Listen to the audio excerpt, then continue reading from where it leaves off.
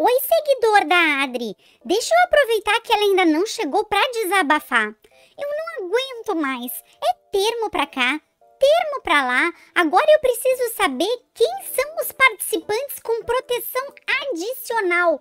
Mais um termo que eu não sei o que quer dizer. Eu tô ouvindo. Em vez de ficar reclamando, que tal prestar atenção na aula de hoje, que é justamente sobre isso? E como é que eu faço isso sem surtar? Só segura a ansiedade. Eu sou a Adri Toigo e tu tá no canal Educação Física com Vinho. Produção, roda a vinheta. Para ti que está planejando uma pesquisa clínica que envolve a participação de seres humanos, é importante que a legislação brasileira para esse tipo de pesquisa considera, acima de tudo, o respeito à dignidade e prioriza a proteção dos participantes. Além disso, com base nas normativas e protocolos de pesquisa, a legislação avalia as possibilidades de risco ao qual os participantes possam ser expostos. Eu já te expliquei o que são riscos em pesquisa nesse vídeo que eu vou deixar aqui no card e na descrição. Para de enrolar e vai direto ao assunto. Que deselegante. Nem esquenta que eu já tô acostumada. O dia que ela fizer isso com um superior no mercado de trabalho, ela vai entender como é que a banda toca.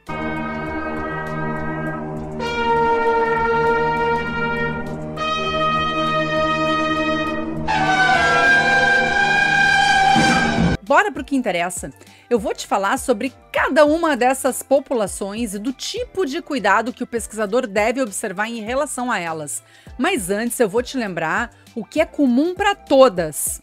Todo protocolo, proposta de pesquisa deve ser submetido à avaliação do Comitê de Ética em Pesquisa Institucional, o CEP, e ao Conselho Nacional de Ética em Pesquisa, o CONEP, prestando atenção e respeitando esses princípios éticos. Primeiro, autonomia em relação à concordância voluntária de participar da pesquisa, consentindo ou assentindo e assinando o termo. Segundo, direito de desistir da pesquisa a qualquer momento sem que isso traga prejuízo individual ou comunitário. Terceiro, proteção para que não exista conflitos ou situações de mal-estar entre os integrantes da comunidade. Tu quer dizer proteção contra treta? De certo modo, sim. E quarto, respeito à pluralidade, à diversidade e aos direitos universais. Agora vamos às populações específicas. Começando pelos povos indígenas. Estão assegurados para eles os benefícios decorrentes da pesquisa que tem que atender às necessidades individuais e coletivas, promovendo a proteção e a manutenção da saúde e do bem-estar, além dos aspectos religiosos, culturais, sociais e do conhecimento tecnológico. Deve ser assegurado o direito da autonomia, que nada mais é do que o direito de tomada de decisão, respeitando crenças, filosofias, diferenças linguísticas e a estrutura política da comunidade. Lembra que cada povo tem as suas crenças, a sua filosofia de vida, e cabe a ti respeitar, mesmo que para ti o que o outro pensa ou acredita possa ser bem diferente do que passa pela tua cabeça. E se tu vier com um mimimi, eu envio a tua reclamação para o nosso setor de Veja Bem. Agora eu gostei! Essa é a minha orientadora, mais grossa que dedo destroncado. Outro ponto importante é que a pesquisa não pode permitir a exploração física, psicológica ou intelectual dos indígenas. O pesquisador precisa assegurar a relação positiva entre risco e benefício, preservando assim a integridade física, mental e social. Também já tem vídeo no canal falando sobre riscos físicos e orgânicos que vai ficar indicado no card e no box de descrição. Deve-se assegurar a igualdade, levando-se em consideração todos os interesses envolvidos. E eu preciso te alertar que não é recomendado, do ponto de vista ético, fazer pesquisa em populações isoladas ou formar bancos de DNA de linhagens de células ou de material biológico. A próxima população que eu vou citar é a população carcerária. O princípio ético mais debatido em relação a ela é a questão da autonomia, principalmente pela livre tomada de decisão. Historicamente, populações privadas de liberdade foram submetidas a pesquisas envolvendo novas drogas, vacinas e experimentos cirúrgicos, algumas vezes em detrimento da sua autonomia. Muito do que tu usa hoje como tratamento foi desenvolvido nessas condições e provavelmente tu nem sabe. Mas eu não vou entrar nessa discussão. Se tu tiver curiosidade, te sugiro estudar um pouco de história na área da saúde. Mas vamos adiante. Na década de 50, houve uma resolução da Associação Médica Americana contra a participação da população carcerária em projetos de pesquisa. Essa resolução se concentrou em proteger os prisioneiros contra a coerção e a exploração em pesquisas, assegurando que a participação fosse voluntária e não influenciada pela possibilidade de benefícios relacionados à liberdade condicional. Se eu entendi, era pro preso não ser enrolado pensando que se participasse da pesquisa ia sair antes do xilindró? Eu acho que sim, minha senhora. Ainda que a declaração de Helsinki não tenha dado bola para essa questão, no ano de 1983, a Associação Médica Mundial proibiu a pesquisa em prisioneiros civis e militares. Já no Brasil, desde 1996, essa questão ética é debatida e tem algumas regulamentações, como a liberdade do consentimento tem que ser garantida mesmo que os presos estejam expostos a situações específicas relacionadas a limitações da autonomia, garantindo o direito de participar ou não da pesquisa sem quaisquer retaliações como qualquer outro sujeito de pesquisa. Não é porque a pessoa está presa que não mereça as mesmas considerações quando for incluída numa pesquisa, ou seja, o pesquisador precisa respeitar o princípio de igualdade. Da mesma forma, deve ser respeitada a relação risco-benefício positiva e essa população não pode ser discriminada da participação numa pesquisa pelo fato de estar presa. Essa possibilidade de desenvolver projetos de pesquisa envolvendo a população carcerária permite o entendimento de aspectos intrínsecos a essa condição, o que faz com que se possa desenvolver políticas públicas baseadas em evidências. Nos sujeitos com déficit cognitivo, a manifestação do direito de autonomia voluntária é tensa, porque essas pessoas têm dificuldade de compreensão. Por isso que acaba tendo uma dificuldade de avaliar a vontade delas de participar ou não da pesquisa. Em alguns casos, essas dificuldades cognitivas são temporárias, mas em outros, mesmo com a capacidade de compreensão reduzida, o participante está apto a tomar decisões sobre os seus cuidados. Por isso que cabe ao pesquisador responsável identificar esse contexto e combinar com a equipe dele qual vai ser o momento oportuno da abordagem. E o que a lei diz sobre isso? Eu sou estagiária, não tenho grana para pagar processo. A legislação brasileira estabelece que a pesquisa nesse tipo de população só deve ser conduzida se tiver uma justificativa clara, especificada no protocolo do estudo e aprovada pelo CEP. O consentimento livre e esclarecido deve ser assinado pelo representante legal do participante e todos os direitos éticos devem ser garantidos pelo pesquisador ou pela instituição. Caso haja alguma manifestação contra a participação, o pesquisador deve respeitar a decisão. Se tu ainda tiver dúvidas sobre isso, eu já gravei um vídeo sobre como lidar com participantes com capacidade decisória reduzida, que vai ficar indicado no card e na descrição. E aí entra a galerinha de menor.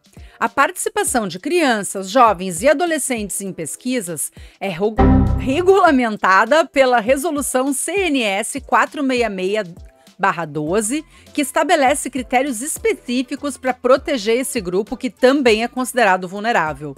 O princípio da autonomia, nesse caso, é garantido por meio de um processo duplo. Primeiro, o termo de consentimento livre e esclarecido deve ser obtido dos pais ou responsáveis legais. E segundo, o assentimento, ou para ti que não sabe português, concordância, deve ser solicitado para a criança ou para o adolescente, sempre que souberem ler e tiverem capacidade de discernimento. Ou seja, dupla chatice é termo de consentimento, termo de assentimento, minha Nossa Senhora do Sagrado Coração do Pesquisador. Mas tu não vai te apertar, porque eu já te dei o passo a passo de como escrever na prática tanto o TCLE como o termo de assentimento. Então põe logo no card na descrição para facilitar a minha vida. É pra já? Não custa repetir que, assim como é o caso da população carcerária, as pesquisas que envolvem menores de idade só podem ser realizadas se o pesquisador apresentar uma justificativa clara e relevante, especificada no protocolo da pesquisa e aprovada pelo CEP e pela CONEP. As diretrizes destacam a necessidade de assegurar o respeito à dignidade, a proteção integral e desenvolvimento saudável, evitando qualquer forma de exploração. Maltratar as criancinhas é coisa que não se faz. E não querendo ser repetitiva, mas já sendo, a relação custo-benefício deve ser positiva e o risco para o participante deve ser minimizado o máximo possível. O pesquisador, quando for escrever o projeto de pesquisa que envolve intervenções diretas ou riscos maiores que os mínimos, deve justificar claramente os potenciais benefícios diretos para os sujeitinhos de pesquisa, além de contribuir significativamente para o avanço do conhecimento científico que possa beneficiar essa faixa etária em termos de saúde e bem-estar. O pesquisador faz isso adotando medidas para garantir a proteção e o respeito à vulnerabilidade dessa população. As populações com vulnerabilidade social são frequentemente recrutadas para projetos de pesquisa por inúmeras razões. As principais justificativas são o baixo poder aquisitivo e o acesso restrito a serviços de saúde de qualidade.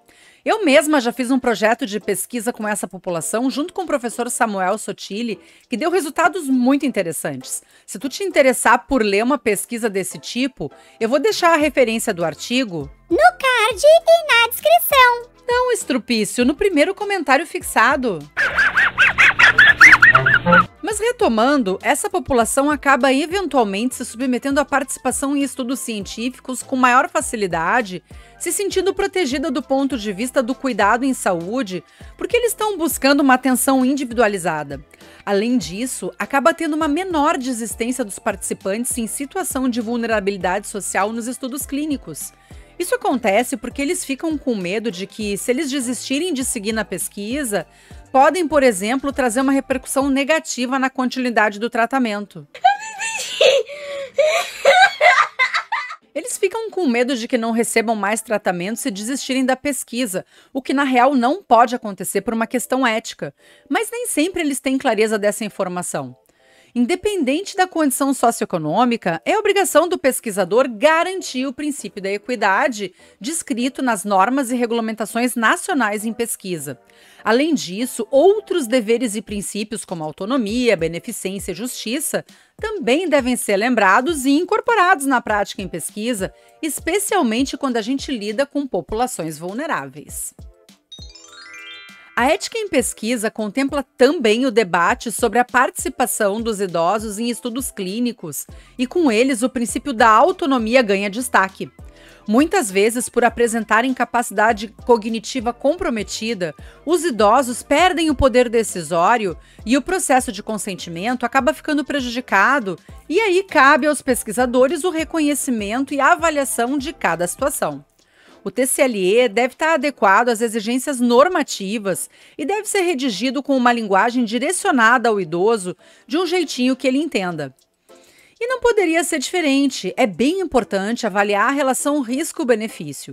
Se o estudo for realizado exclusivamente com essa população, os pesquisadores precisam ter qualificação e competência para trabalhar com as peculiaridades desse grupo populacional. Não me diga!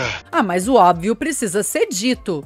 No próximo vídeo, eu vou te contar tudo o que tu precisa saber sobre os atos normativos em relação aos aspectos legais, morais e éticos. Então já te inscreve no canal, ativa o sininho e, se eu te ajudei e for da tua vontade, manda um pix para dar uma força para continuar produzindo esses vídeos. Aliás, esse é o e-mail onde tu pode me chamar se tu precisar de uma mentoria para o teu trabalho acadêmico. Te agradeço por ter ficado até o final do vídeo e te peço para deixar um joinha e um comentário para ajudar o engajamento, que pode ser um oi e um emoji fofinho, que daí o YouTube espalha esses conhecimentos para outras pessoas que precisam entender melhor desses assuntos. E se tu não gostou, manda o vídeo pro teu pior inimigo, que eu te garanto que vai ser uma trollagem de classe. Tu ainda tá aqui comigo?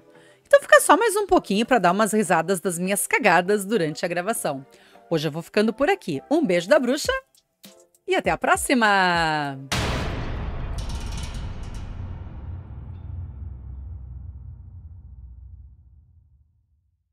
Com populações vulneráveis.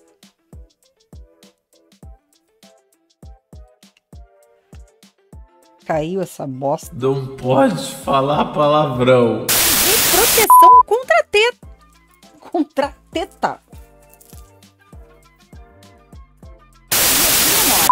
A participação de criança. Eita, bati no microfone. Puta merda. Palavrão não. Por exemplo, trazer uma